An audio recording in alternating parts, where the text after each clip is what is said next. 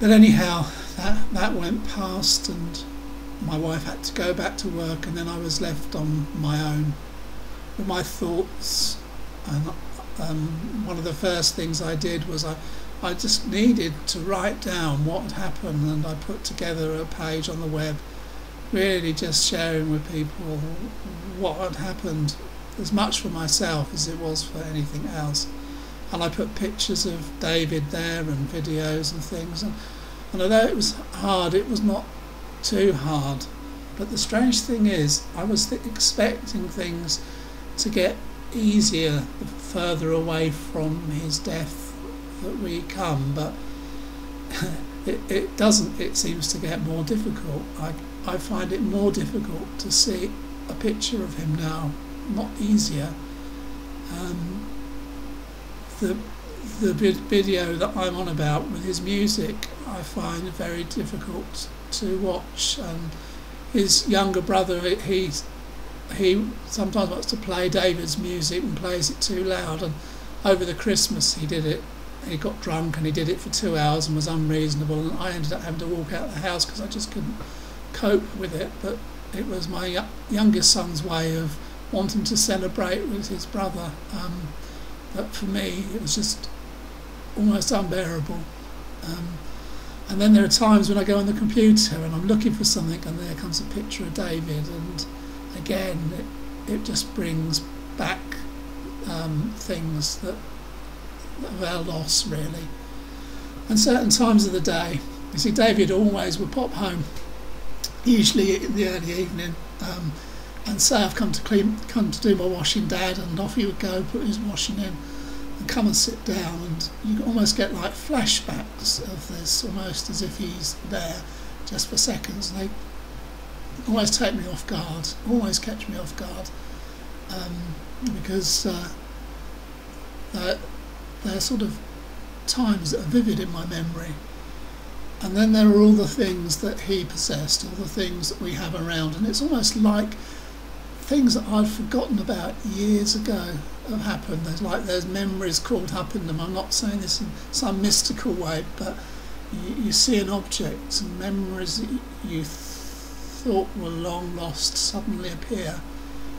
And there is comfort in it, but there's also this tremendous sense of sadness and loss, and just a desire to want to be with him and to be able to talk to him.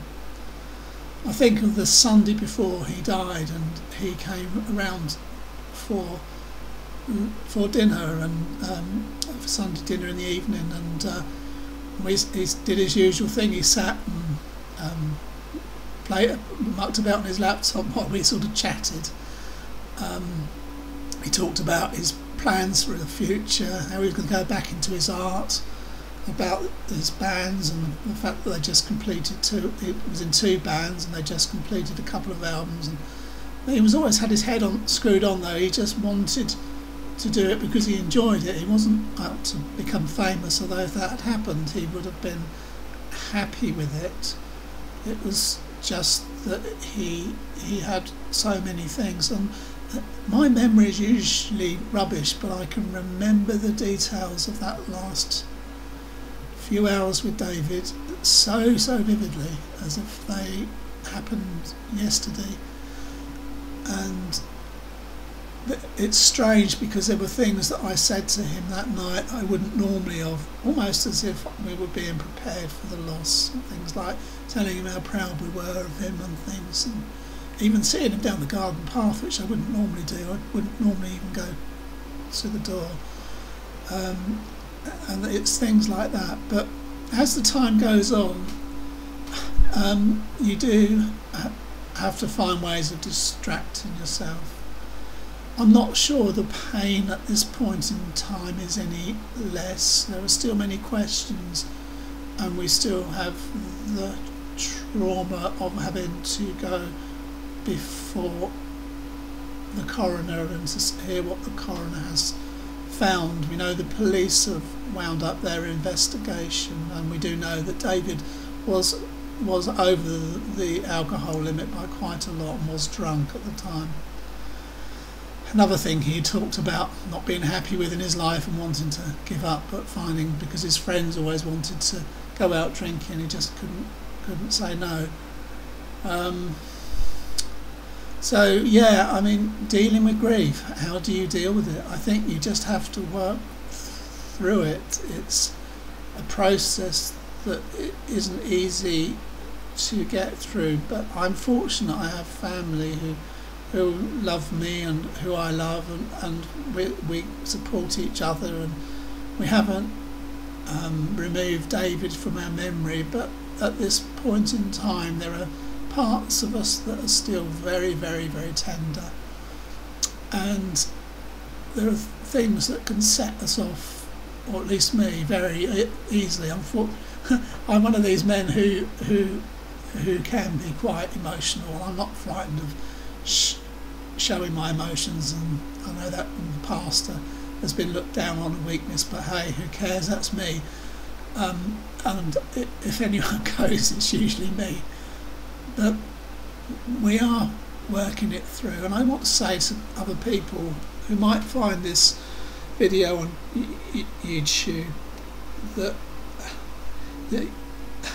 it's not going to be easy. That there are going to be days that are going to be rough, but try to find things that are still positive in life. I know for one that David wouldn't want me to mope. I know everyone says this, but it's true.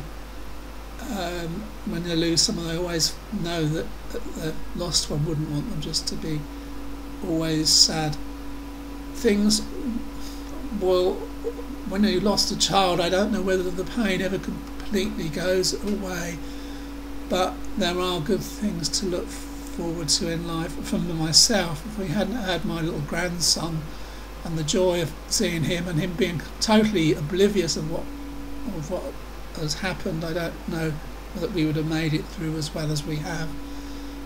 All I can say is please hang in there. I do understand a bit about what you're going through, and there's not much else I can say really.